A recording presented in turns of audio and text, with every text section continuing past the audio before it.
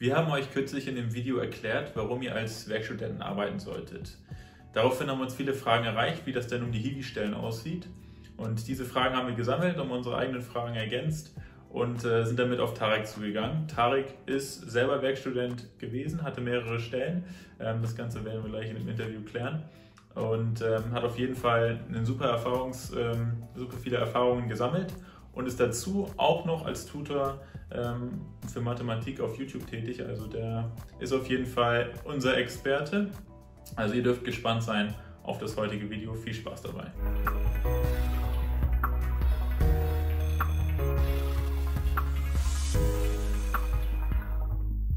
Also Tarek. Also Jan.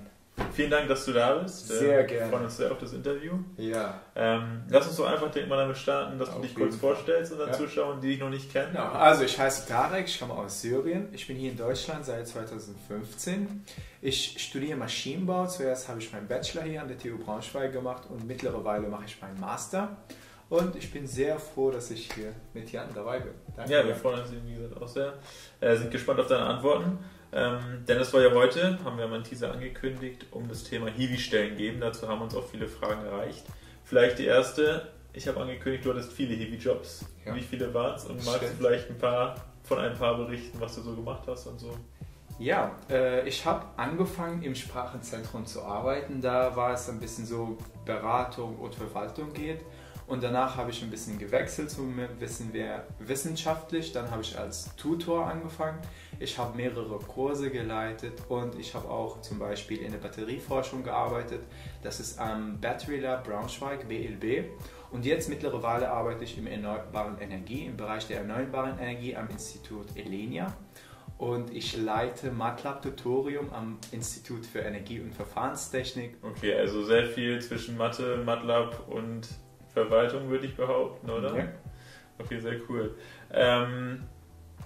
Vielleicht mal also was ist deine Motivation? Warum hast du so viele Hiwi-Stellen, unterschiedliche Hiwi-Stellen gemacht? Ich betrachte das nicht als Stellen, sondern es ist eher eine Möglichkeit, mich zu herausfordern, neue Leute kennenzulernen, Kontakte zu knüpfen und auf jeden Fall mich zu integrieren in diese Gesellschaft, die ich sehr respektiere.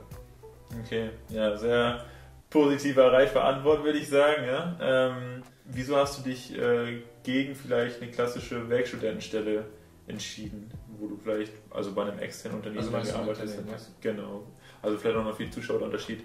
Hiwi wäre jetzt nur eine Stelle bei einem Institut an der Universität, Hilfswissenschaftler, und eine Werkstudententätigkeit wäre für mich eine Stelle bei einem externen Unternehmen. In der Regel sage ich jetzt mal was studiennahes. Genau. Für mich war das keine klare Entscheidung, dass ich sagte, okay, ich will jetzt ein Hiwi sein. Ich habe einfach die Stelle gefunden, ich war so überzeugt davon, ich habe mich einfach beworben und das war einfach der Grund dafür. Also es war keine Entscheidung, ich habe es einfach gemacht. Und wenn du mit dieser Einstellung etwas einstrebst, dann machst du das einfach, du denkst nicht danach. Ja. Und das war der Fall für mich. Und würdest du dich jetzt im Nachhinein dagegen entscheiden oder eher vielleicht für eine Werkstudententätigkeit? Oder? Ich würde das nicht so als sehr unterschiedlich betrachten, sondern in jeder Stelle und in jeder Situation hat das ihre eigenen Charme. Du lernst von allem etwas. Also von daher, ich habe auch als Werkstudent gearbeitet und Hiwi, aber jetzt hat sich ergeben, dass ich mehr Hiwi bin als Werkstudent. Okay, ja. Und da du jetzt ja sozusagen viele Erfahrungen als Hiwi gesammelt hast, was wären für dich so die entscheidenden Vorteile einer Hiwi-Tätigkeit und die du so an unsere Zuschauer mit weitergeben würdest? Es gibt enorme Vorteile. Du lernst auf jeden Fall den Umgang mit anderen Menschen. Also ist nicht nur deine Freunde oder deine Familie, sondern eher du wirst dann organisiert und du wirst dann danach gerichtet, dass du mit anderen Menschen umgehen kannst. Du kannst dir gerne zeigen, dass du Verantwortung übernehmen kannst. Außerdem lernst du so viele interessante Leute kennen. Und das war einfach der größte Vorteil. Ich kann mir auch gut vorstellen, dass so ein Hiwi-Job zum Netzwerken sehr gut ist. Also ich habe auch mal einen Hiwi-Job hier an der Uni gemacht und da war meine Motivation auch mehr dieses Netzwerken, schon Kontakte zu anderen wissenschaftlichen Mitarbeitern haben. Was mir und vor allem, man lernt ja vieles durch die Aufgaben, die du hast und Das ist einfach geil. Klar, das glaube ich auch. Also das habe ich für mich damals auch kennengelernt, also erfahren, dass man eben sehr viele Skills auch über so einen Job dann eben erfährt oder trainieren kann, die man sonst nicht gesammelt hätte. Und wenn wir über die Vorteile gesprochen haben, was sind denn für dich so Nachteile aus einer Hiwi-Tätigkeit vielleicht? Also ich kann keine Nachteile damit verbinden, auf gar keinen Fall. In meinem Fall war das ein bisschen hoher Zeitdruck manchmal, aber gerade das macht mir Spaß. Ja, viel zu tun. Viel zu tun zu haben. Dann hatten wir noch die Frage von unseren Zuschauern, vielleicht wie dir der Hiwi-Job im Studium jetzt weiterhelfen konnte. Klare Antwort, wenn du etwas machst oder wenn du etwas unterrichtest und das verständigen kannst, dann lernst du also gerade dadurch was. Du entwickelst neue Fähigkeiten und diese helfen dir dann direkt oder auch indirekt in deinem Studium. Also es ist auf jeden Fall vorteilhaft für mein Studium. Ja, also einmal dieses Präsentieren und sowas, hattest du ja vorher auch schon gesagt, dass es dir extrem weitergeholfen hat, auch dir jetzt deinen eigenen YouTube-Kanal aufzumachen, aber wahrscheinlich auch das Inhaltliche, ne? Also du hast ja jetzt sehr viel im Bereich Mathe gemacht, sehr viel im Bereich MATLAB. Hat dir das im Studium dann auch weitergeholfen? Konntest du die Skills dann sozusagen auch wieder verwenden? Genau, auf jeden Fall. Wie gesagt, wenn du etwas unterrichtest oder wenn du etwas jemandem beibringst, dann das ist eigentlich sofort eine Fähigkeit oder einen neuen Skill, die dir für deinen Stoff hilft. Ja. Und dann lernst du Sachen schneller und effektiver. Ja. Das ist, by the way, kleiner Side-Fact, auch noch eine sehr interessante Lernmethode. Die Feynman-Methode ist einfach mal sich selbst, also über einen Spiegel oder irgendwie seiner Mutter oder was auch immer oder seiner Freundin zu erklären. Das ist sehr interessant, das vertieft das Wissen ungemein und man kann dabei auch die eigenen Lücken eben sehr gut feststellen.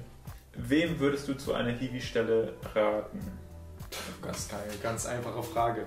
Jeder, der mich jetzt hört, bitte beweg dein und so was Schönes, weil durch die Hiwi-Stelle lernst du so viele neue Leute kennen. Du wirst sofort besser ankommen bei deinem zukünftigen Unternehmen oder in deinem Lebenslauf. Das ist eine sehr, sehr gute und anziehende Eigenschaft, die du hast. Und was würdest du sagen, um nochmal vielleicht diesen Unterschied aufzugreifen zwischen Hiwi-Stelle und Werkstudentenjob? Was macht sich aus deiner Sicht besser im Lebenslauf? Also wie gesagt, beide sind gut. Jeder hat seinen eigenen Charme. Im Unternehmen arbeitest du mehr unter Druck, was sich an einer aktuellen Situation in der Industrie läuft. Das ist erstmal die Organisation, musst du lernen und wie in diese Hierarchien du arbeitest, da ist es auch auf jeden Fall anders. In der Hiwi-Stelle hast du einen Betreuer und das war's. Ja. Aber da ist es anders im Unternehmen, da lernst du auch andere Aspekte kennen. Also die Antwort ist, jeder hat seinen Charme. Es ist je nachdem, wohin du gehst und was das Unternehmen dann von dir will. Genau, also das glaube ich auch. So, und damit sind wir bei der letzten Frage. Tarek, dich an die Stelle. Und sie ist wahrscheinlich die wichtigste Frage, und zwar, wie findet man dann jetzt überhaupt so eine Hiwi-Stelle?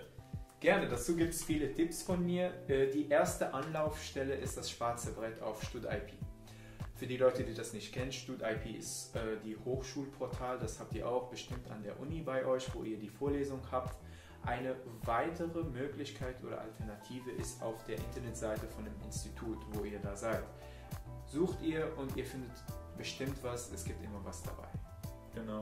Bei uns ist es auch ganz oft so, dass man im E-Mail-Verteiler des jeweiligen Studiengangs dann auch öfter mal Stellen ausgeschrieben findet.